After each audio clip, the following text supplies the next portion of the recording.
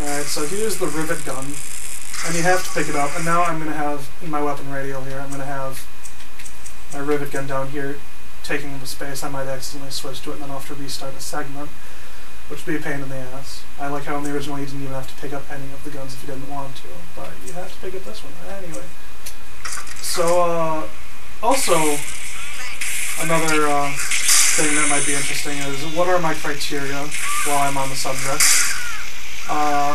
For drill run, I will be essentially using anything that I'm allowed to use with the drill specialist tonic. So the drill, the camera, and the hacking tool. So, and you know, of course, plasmids and tonics. So that's my criteria for that. Back to the moments of brilliance. Here's one of them. Is this guy. And it's, this was the guy that was featured in the viral marketing campaign, There's Something in the Seed, for the release of BioShock 2. And he's Mark Meltzer, and I'll just play his diary and, shut up during it. Barely made it down alive. But here it is. And it's real. Rapture. This is where that thing took my poor baby girl. From what I saw in the sub, most of the city's in ruins. But there were lights here and there. And shapes. Moving. I'm rambling. Scared, I guess. But maybe, if I find this Dr. Lamb I keep hearing over the PA, I'll find Cindy too. So, Mark Meltzer is... basically his fate is one of the best narrative devices in this game, and it really caught me off guard. And here's the first Big Sister encounter. Now, one thing, I saw a blog posted by one of the designers of this game, and he pointed out that, you know, some people are like, oh, where does the little sister run off to? Because, you know, you look up and then she's gone. I'll show you quick. Oh no, Red Ring of Dust, oh no. So there she is, she's running into the vent here. Okay, so Big Sister. As many of you probably already know, you cannot die during this fight at all. I've already lost all my health, it's all been depleted. So, you know, just run around, dick around, whatever you want to do. And she'll eventually just scream and run out a door for no reason. Yeah, alright.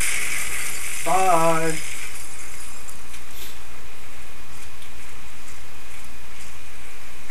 So, I went off on like 20 different tangents there, so I don't even know where my train of thought was. I think it was talking about how this game isn't as good as the first one. So, you know, that's part of it, is just how there are so many different criteria when you are rating games, and another part is that video games are really weird in that a sequel can make a lot of improvements over the first game and still not be considered as good. And I'll go back to the Resident Evil reference. Resident Evil 4 came out, it was an amazing game. It's actually my second favorite game of all time. And, you know, everyone loves it, yada yada. Then Resident Evil 5 came out, and I guess I am planning on doing a Resident Evil 4 run of some sort. So I'll talk more about this then. But Resident Evil 5, it did make some, you know, improvements, but is generally considered a disappointment. And a lot of that is because the industry of video games is one that is constantly evolving, and if something doesn't evolve fast enough, people say it sucks. Now, Resident Evil 5, not a bad game, it was actually a really good game, but a disappointment nonetheless. And a big part of that is that in Resident Evil 4, even though it was, you know, new and fresh and exciting gameplay at the time, you could not run and shoot at the same time. You had to stop just to aim.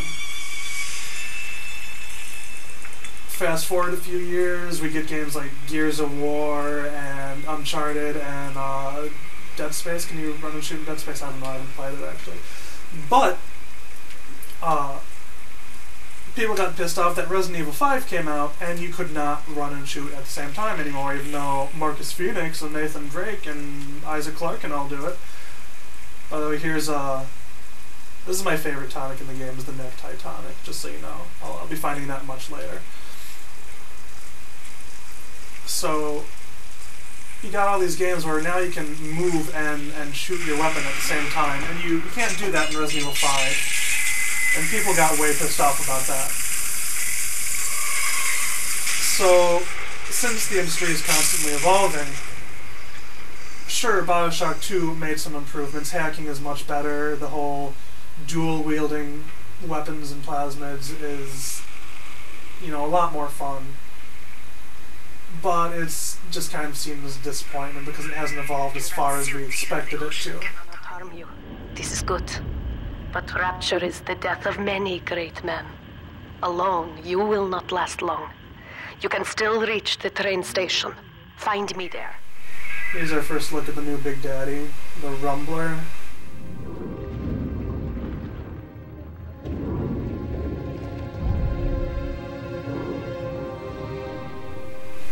So, you know, stuff like this is still neat.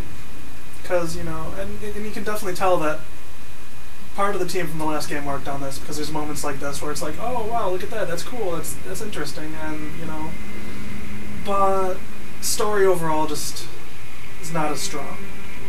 I don't think so, at least.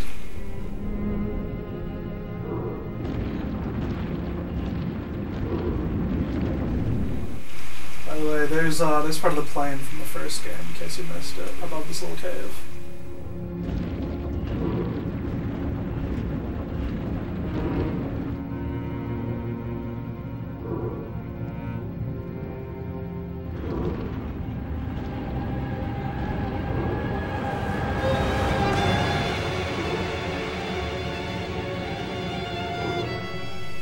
I really like this reveal as well, including the squid. Hi, squid.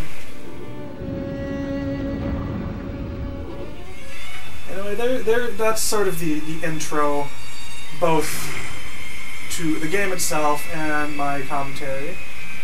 So I guess the next segment, Atlantic Express, I'll sort of get down to brass tacks and talk about things that are actually relevant to what I'm doing at any given time.